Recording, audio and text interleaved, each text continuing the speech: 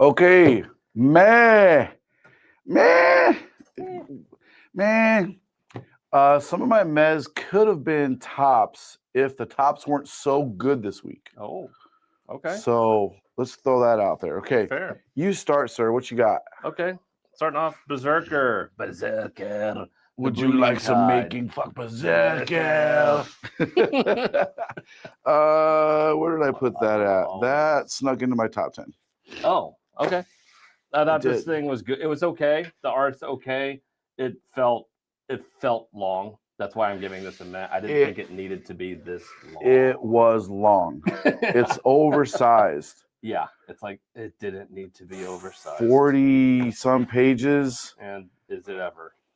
Yeah. it just look, this story at this point, they're trying to keep it relevant. They're trying to keep it in the zeitgeist a little bit. I mean, a few years ago when it came out, it hit and everybody was talking about it. Everybody was obsessed with it. It was so amazing and it was fun. But at this point, it's kind of like, who cares? And so them trying to put Berserker, again, I haven't read it in a long time. So same. When the hell this thing takes place, why he's at the bottom of the ocean in a box, I have no friggin' clue. You interrupted an experiment, he told her. That's it. Yeah. It's like, that's all you get. Okay. So this is $10. Holy hell, I didn't know it was $10. It's $10, guys. Be aware of this. Now, ooh, that made it's not really, I guess, the pirate vampire lady in here. It's the first appearance of her, but it's just a cool. Is it a? Oh, sorry. It's just. I need more of these. It's just a cool story in the Berserker world. Yeah. So I'm not mad that you put it as a meh. It barely made it into my top 10 because I feel like it did take a pretty. It moved his character forward a little more. It alludes a little more to who he is. Again, I haven't read it in a while, so if they already revealed what Berserker is, he still doesn't know what he is in here. Right. So I mean, it's $10. If you don't buy it, you're probably not missing a key issue in the Berserker universe. But again, if you walk around with quarters falling out of your ass and you got so much money you just can't, keep it in your pockets, then pick it up for you got $10. Burn a hole in there. I guess you could do much worse. But you get two $5 books, or you get this. I don't know. That's why it's a meh. I just think it focused too much on the dreaded pirate vampire lady and not so much Berserker, which is why I like this story. So it's not bad. I'm gonna save those. I got Punisher World End. I believe I have Punisher as well. I have it right here. Yeah. Yeah.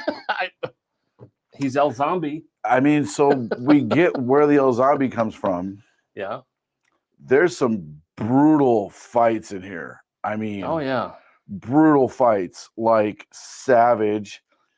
We're getting more character development of the bad guy and his wife than we are of the Punisher. He's just, it could be anybody at this point. Yeah, it's weird in this one, he's also a weapon or a conduit for somebody else who is mind controlling him. I see a theme here in the Punisher books. And this one, I got to tell you, Pinotion's art, that's kind of a cool cover, the wrap cover. Mm-hmm. So Dan Pinotion's art, when he does covers, they are some of the best covers that are being put out for a while. They are up there. They're so good. Mm-hmm. His style is so diversified. It's so fluid. He can do any style you want to. Yeah. His Conan is amazing. His interiors are good. Mm-hmm. I expect more when I hear Dan Pinotion on interiors. Agreed. Now I get that part of it is the camera angle choices and the facial expressions and how he chooses to frame things. I get that's part of the art also, but the refinement's also part of it. And it just feels unrefined for him. Agreed. As a fan, when I hear Dan Pinotion, I want like tight, detailed art, and I just feel like we're not getting that. So don't get me wrong. Not complaining about the art whatsoever, but I expect it to be like, for Pinotion to be like an A+++ art, and it's kind of B-. So I'm complaining about something that's stupid to complain about. It's still better than majority of the art that's out there, but it's attached to a guy whose name I've associated with epicness. And the interiors are not epic; they're just simply above average. Agreed. And to piggyback on that, as far as epicness, Philip Kennedy Johnson wrote this week. He also wrote another book this week. Oh, when you want to talk about epicness, I mean, can't wait to talk about that. You see when an artist and a writer are in something they love, and they really feel like they're putting their stamp on a character. Yeah. So there's not a lot of deepness to this, not a lot of creativity to it. It feels very safe, and it's like let's just another drug gang. Yeah, it's like, okay, they spray him with the evil spray that makes him a zombie. Which is really stupid. It is really lame. All right, that's all it takes to turn one of the strongest wills in the Marvel universe into a mindless zombie. Yeah, not a fan of it. It's totally a meh. Goofy. Yeah, it's totally a meh. Okay, what else you got? Skinbreaker. That also snuck into my top 10, barely. Okay. You didn't read this. I'm gonna do Venom. I did not read Venom. You're still trudging along with Black I feel like I need to read these guys to let you guys know what's happening in it. So it's a meh, not a skip it. It's a meh. Here's why it's a meh. Because the first story, I have no idea who this dude is, why he has a symbiote, a Venom symbiote in him. No clue. But man, the art in the last 2 pages of that story, I want this version of Venom. Oh, that is cool AF. Again, I'm not gonna show you too much, but it's really cool. And then the next story, there's 3 stories. The second story, I had a lot of fun with the second story. So remember when Matt Gargan, the Scorpion, was Venom for a while? Oh man. Well, he's fighting Eddie Brock Venom. He's like, I want that symbiote back. He's like, give me that suit back. He's like, it's not a suit. It's a living thing. He's like, I know, and I don't care. I just love that feeling of being a god, that power in every fiber of my being. So the suit's like, okay. He goes back on him, and first thing he does is he goes, hold on, what's he say? I don't want to fuck it up. It's really pretty good.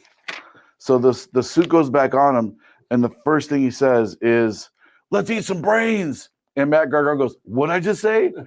And he's like, and then the symbiote comes out of his little head and starts talking to him, right? And he's basically like, that's right.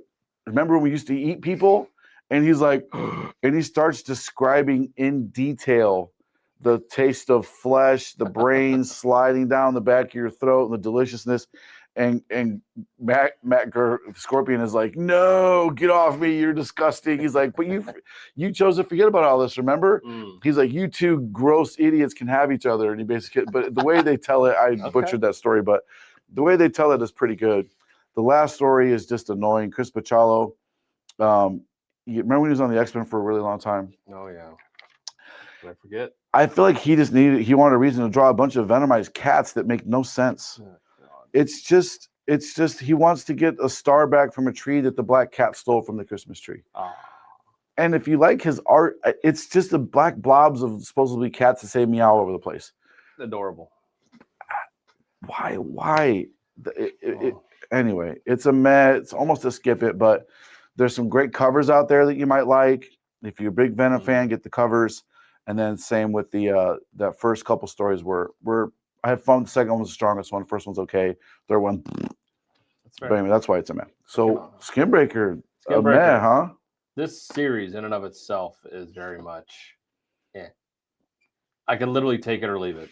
It is such a safe, Avatar light story of you have little gleep glops on an island somewhere, something planet, and it's just them living like nomads, and it's like, all right, you're the old chieftain. You got to get the young buck coming in here wanting to take over the tribe because you're weak and you can't fight anymore. Yeah. That's all this is. It's just. And now we're on the second the Passage of Time. The second issue of that really cool Passage of Time page. And but so what? It's like you had all this time to pass, and it's like, and you, okay. He's evolved the tribe. He's made them told, a not little. Shown. Yeah, a little. They have traps now, and it's not just brute strength. they're using their brains a little bit, which is Right. perceived as weakness from some people. And in FOC, it said the next issue has a shocking surprise that no one's going to see coming. And if you know Kirkham, Something happens, maybe that would be nice. yeah, something happens would be nice. A Viltrumite shows up. Battle Beast shows up. That's what. That'd be cool. He just kills the whole planet. Just the end. We deem you as weak. The Vulture might show up and destroy Automatic everything. recommend. Oh my god, that'd be the for best. The whole series. And the Viltrumites are wearing their skulls like that. Yeah. It's over in issue 5. It's literally just ends. The end. It's a footnote. Solid recommend. It's a footnote. It took Finch 18 years to draw. Who would have thought you only get 5 issues? Oh my god, we're gonna have to clip that and make a short out of it. That's funny.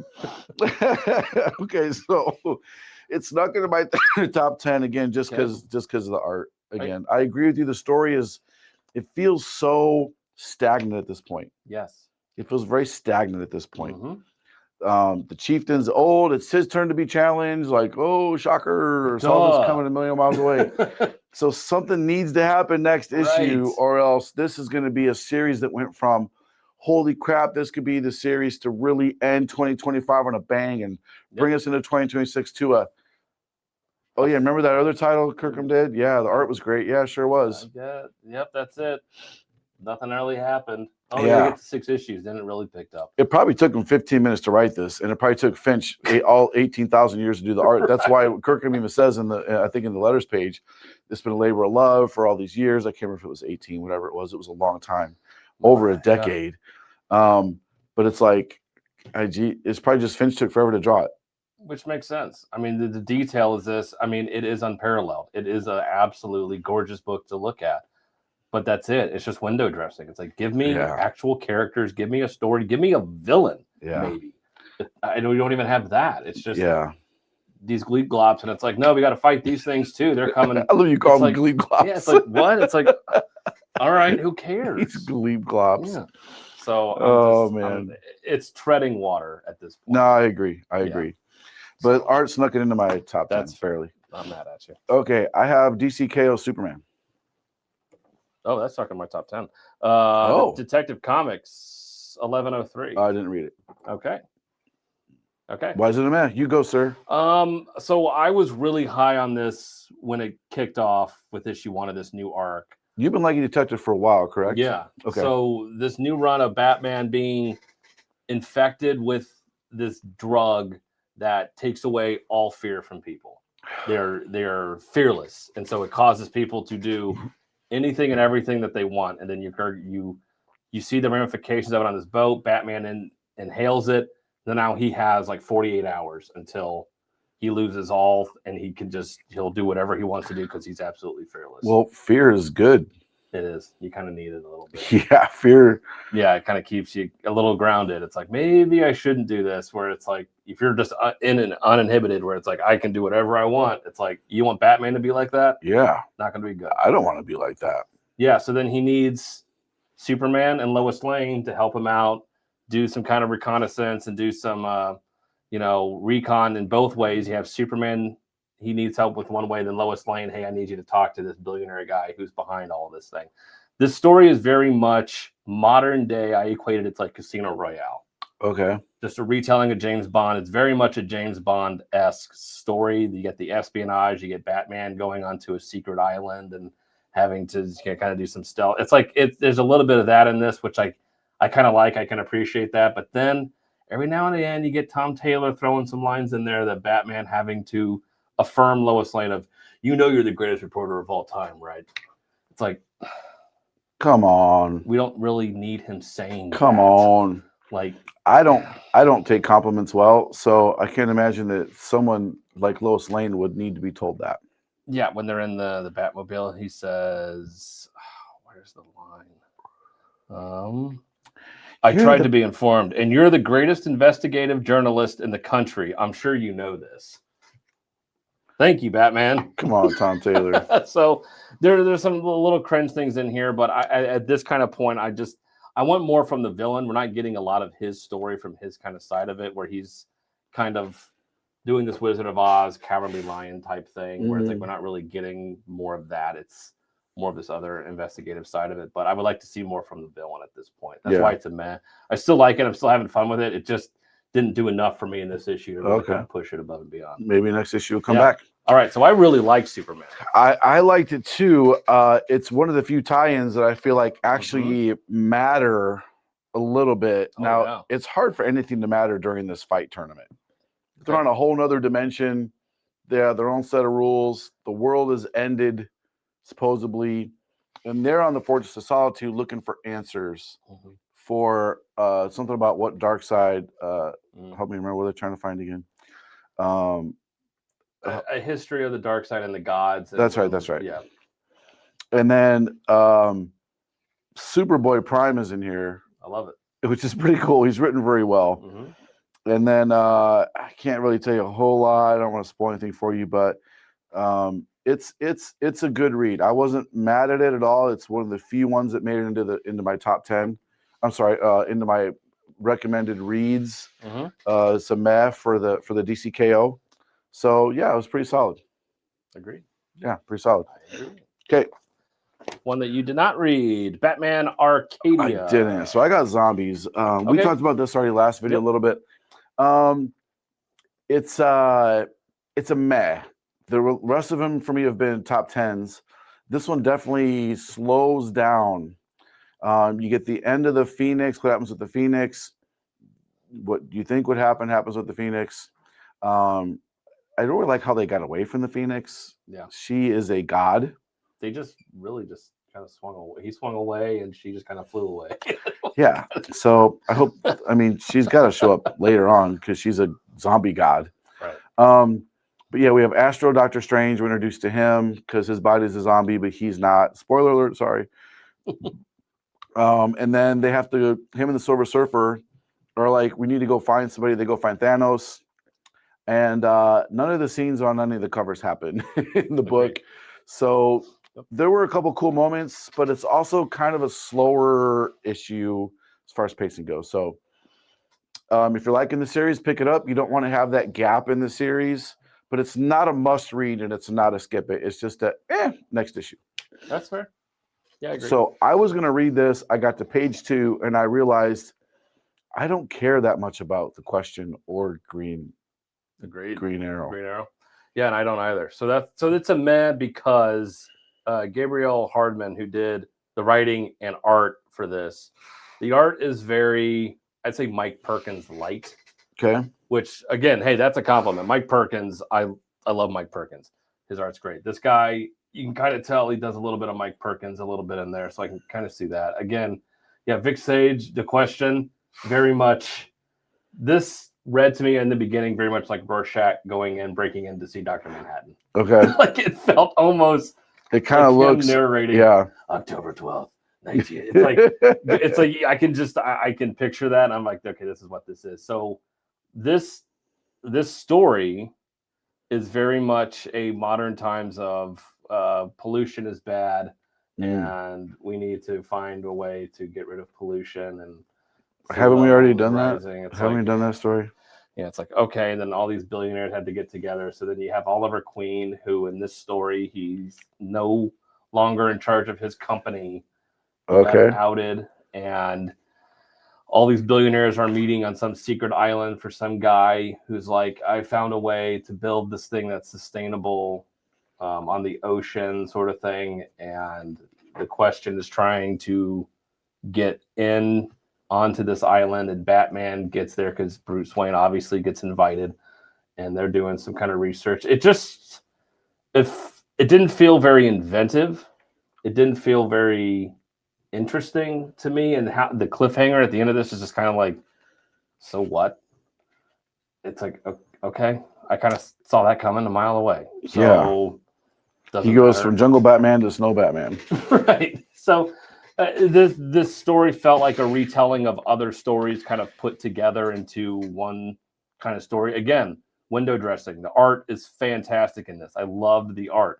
I just felt a little too long, and the story just kind of felt like it didn't really have the grip I needed to really get invested into the story. Yeah. Didn't really have that really good villain or anything like that to where I'm like, oh, what's going on here? That's interesting. It's like you can it's a black label. You can do anything you want. Yeah. Make it as dark as you want, gritty as you want. It seems kind of safe. Yeah, very tame. So I'm just like, all right. Well, yeah.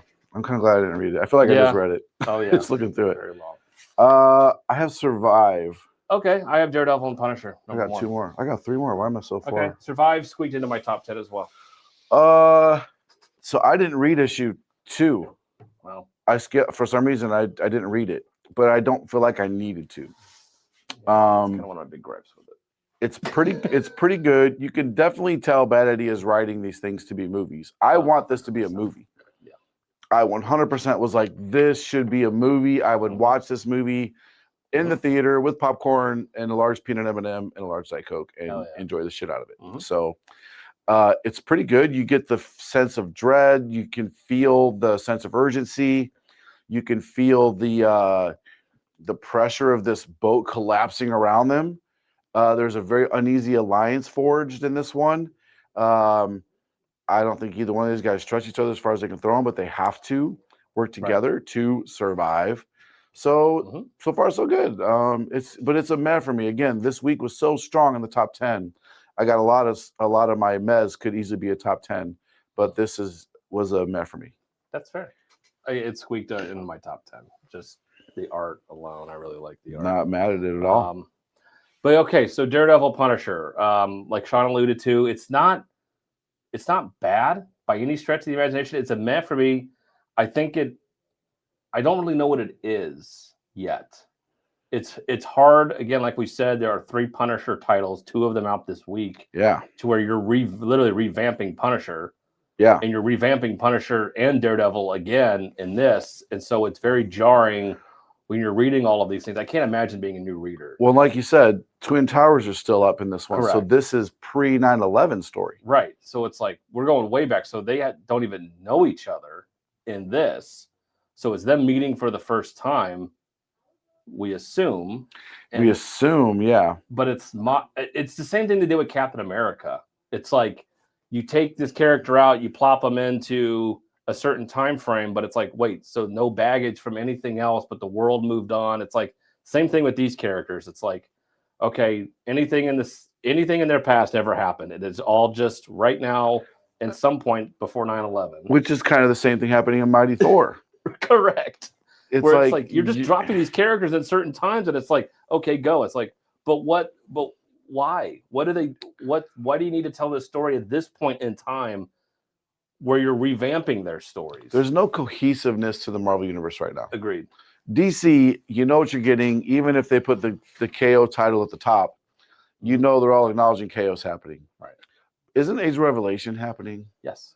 Isn't Red Band Punisher and Palmiotti's Punisher and this Punisher now like... And this Palmiotti Punisher, where it's just like... Oh, yeah, we got 2 Palmiotti Punishers. Yeah, he did this one too. Yep, so again, it's fun. I like their banner. Again, when you got to a certain scene in this to where I'm like, this has already happened, it's like, I was like, wait, so this hasn't happened yet, but this is a retelling of that same thing happening, but in this different timeline, where it's just like, what? We need them to be like, at least they have like, so they have Red Band and Punisher. Yeah.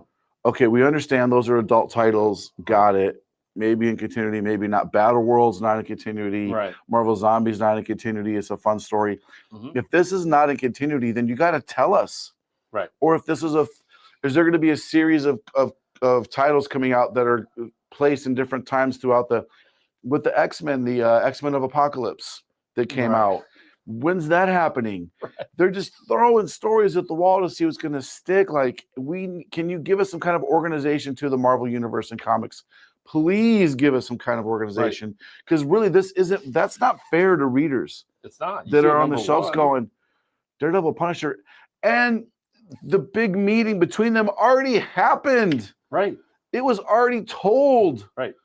Oh, I'm so mad at Marvel. So it's a mad because the art is good in this, the storytelling, the pacing, like that's all there. Palmiotti, he knows what he's doing. He knows how to tell this story. He knows how to tell a fun story. This is fun. Don't get me wrong, but and at the very least, can Marvel put this shit out on different weeks to where it's literally not all this revamped stuff at the same time? It's like you guys can see the solicitations. You know when the stuff's coming out. You pick and choose. Why did you choose this week when you have another Punisher that just got revamped in the middle of another Punisher that is getting revamped? Then you just throw this one in here willy-nilly. It's like, what? Why? I don't get it. I don't get so it. confusing. I mean, you want to work with these great creators, like, which is awesome. I mean, Palmiotti saved Marvel a long time ago with Quesada, you know, like, but give them some kind of, give the readers some kind of a roadmap, something, please. Yeah, you don't even get a beforehand in this. There is not a previously on the Punisher. You literally just get, this is who Matt Murdock is. This is Frank Castle. Yeah. It's like, yeah, no shit. I already know that. But when does this take? What is it about? It's like, nope. You don't How about in the pre-9/11 days, there were two vigilantes walking the streets called Punisher, Daredevil. Right. And this is a story of one of their encounters. A brand new retelling, their origins retold, whatever the hell. Reimagined it's like, for the first time. All right, I know where this is going. It's like, nope. Now we know what to expect. Yeah. Now it's like, what's happening? I don't know. Is it like Thor's the next issue going to take place in 2030? It could. And then we don't even know. Nothing's stopping them. All right, that's it. I got 6. I got 3 more. Great. I read Black Cat, which you don't read. Nope. You know, it's a meh. I'm still. Yeah, you can tell they told him to not put the details in the. It's just a black. Yeah, for very. Who am I? What could have been. Yeah. Turn the brightness down on that cover. See what you get. I just, it's a good story. It's fun. She's still being Black Cat. It's written fun. Let me give the props to the writer Wilson, G. Willow Wilson. It's a fun story. It's not a heavy read. It's not a deep read. She's the night nurse kind of shows up in here. It's just having fun in the Marvel Universe. I'd rather have this story than the weird misplaced Punisher Daredevil story. Okay. 100 times over. She's with Tombstone, which is a much different Tombstone than we mentioned. And Tombstone's all over the place. Yeah. He's a Spider-Man. He's in Black Cat. He's in Punisher Red Band. Yeah. Like, he must be, I think he's showing up in what do you call it? Spider-Man, the next Spider-Man movie or something. It would make sense. X-Vengers, you know, this is one of the few tie-ins that I don't hate. Wow. I don't hate it. And it actually has significance. Revelation is in this. Okay. They mentioned President Sam Wilson could have made like a counter-strike. You get a cool little moment here where there's almost a little New Mutant like reunion, and they all kind of go there together, and it's Cannonball and Danny Moonstar, who has Captain America's shield, which we still don't understand. Captain America. Sunspot and Doug Ramsey, and they're all like, hey, remember how when we were all, and they're all like, they just ignore them. They're like, whatever, like we don't care, like move on. That was kind of a little like nod, almost a meta commentary, like, yep, we're all moved on too. But it's significant to the Revelation universe. Revelation's in it. There's characters we actually care about, except unlike the stupid XPRTRT X-Men. Expatriates. Yep, I hate that title. This one's not bad. So if you want to have a little bit of fun, read it. I think it's $4. $4, not bad. Throw it in your pile. I recommend it. It's not a must read, but I do recommend it. And then my last one of the MEHS is Cloak and Dagger. I'm really liking this too. So this could take place in any reality. It doesn't have to be, and it has, unlike this one, this directly has to do with Age of Revelation. This does not, except for the fact that the X virus is out there. They have a kid. They got to keep the kid in the weird space that they go to when they're inside Cloak. They call it the safe space. They can't occupy the same. There's some plot devices to make the storytelling cool. Okay. They can occupy the same space. And the bad guy is Fenris, the twins. And they're really, really bad. Like, they are crazy, evil bad, which I really enjoy. And there's a very human element to this. Their relationship, I can relate. They're very bonded. They want to protect each other. But, one wants to sacrifice themselves, but the other one doesn't want to sacrifice himself because don't do that. No, but I have to protect you. No. But what about the kid? Like, I love that dynamic there. Like, two heroes want to be heroes, but the other hero doesn't want the other one to be the hero. Like, and the kid, anyway, I'm really looking forward to the next issue. This is probably going to be, and just to be honest here, I don't give a shit about Cloak and Dagger. I never have. I've never cared about Cloak and Dagger. They're total throwaway characters in the Marvel Universe. Yep. But I'm surprisingly enjoying this series. And if it wasn't for the strength of the top 10 this week, this would be in there. Oh, wow. That's how much I'm liking the story. Wow. And last thing I want to mention to you guys is this. This has nothing really to do with things, but so check this out. Me and Kyle were talking about this. Yeah. Alex, you might need to give us a little zoomy zoom on this one. So check out these 2 Harley Quinn covers. This is going to give you a difference between 2 art styles, how they can drastically affect the mood of something. So you have David Nakayama over here, right? And we all know Nakayama's art. It's great. I mean, sexy girls, pinup girls, fun, kind of light. And this is Raza. Look at the dark, spooky, Harley Quinn. She looks like she would give you a handy behind the dumpster for $5 just to get some pizza. She looks like she has track arms going down her. Yeah. She probably smells like, she smells like a New York subway. Yeah, she looks like she hasn't had a shower in a month. This is the Harley Quinn I envision that Harley Quinn should be in the MCU. In the DC universe, not this one. And for years now, Harley's been this campy, funny, silly, goofy character when that was never how she was made. Her popularity came from her being insane, not zany and wacky, not the female Deadpool, right? Right. So anyway, I want DC needs some props for having this cover being done by Raza. And this would probably be like, if I had to do top 20 covers of the year, this would probably be in there. That's how much I think this cover is significant to the character and what needs to be done. And you do have a little bit, the pizza dripping out of the box, like you have a little bit of the humor in there, but it's a very dark humor, if that makes sense, right? No, that cover tells a story. It does. And you make up this story, like, how the hell did this person get to where they're at? Mm-hmm. And you can make up all of these stories about who they are, where they've been, like what their social life is like. You have all these things that are invoked in just a single image to where I want to read this book. And then unfortunately you try to open it up and you're like, what the hell is even this? It's like, this isn't even what this is, like bait and switch. So if you're going to have a cover like that, I think you need to tell a story like that. Yeah. And so I love that cover as well. It's something unlike Harley because she has to be this hot, sexy clown. Yeah. Which it's like, okay, that has its place, sure. But if you really want to get to Harley gritty of like, no, she would be a methed out piece of shit. And even that, it's like DC doesn't know what to do with Harley Quinn. Agreed. They're having the stories be one way, but the covers that sell, and they know this, DC knows this, the covers that sell are the sexy ones. Correct. But they don't want her to be too sexy because he's wacky, corny, zany Harley Quinn. Right. Right? So they don't know what to do with this character. Nope. Give her to me. We'll take care of Harley. There you go. All right. Those are our top all the skip-its. Oh man, I'm giving away Kyle's books this one, guys. I want to keep I need to keep my collection. Okay. I collect these. I keep them. They're getting I gotta organize them. So Kyle's books, we're giving them away. You gotta like, yeah, you got some good ones. Yeah. You get to like the video, you gotta subscribe to the channel, you gotta comment your like number. That's why you gotta like the video, or you won't win. We're gonna do it next week. We have to. I do not want to get too far into buried with. Plus, my table is drowning in giveaway prizes. So buy what you like, collect what you want, listen to the haters, guys. Another quick little thing, you guys are probably stopped watching by now, but we don't board and bag these for a reason, because we read them. Yeah. Guys, read your comics. Read your comics. Now, we're not bending the spines, right? We're careful with the books. We know how to handle the book, but read your comics, man. Read them, and then put them in a board and bag. Take them off. Take that big pile in the back of your toilet you haven't read yet.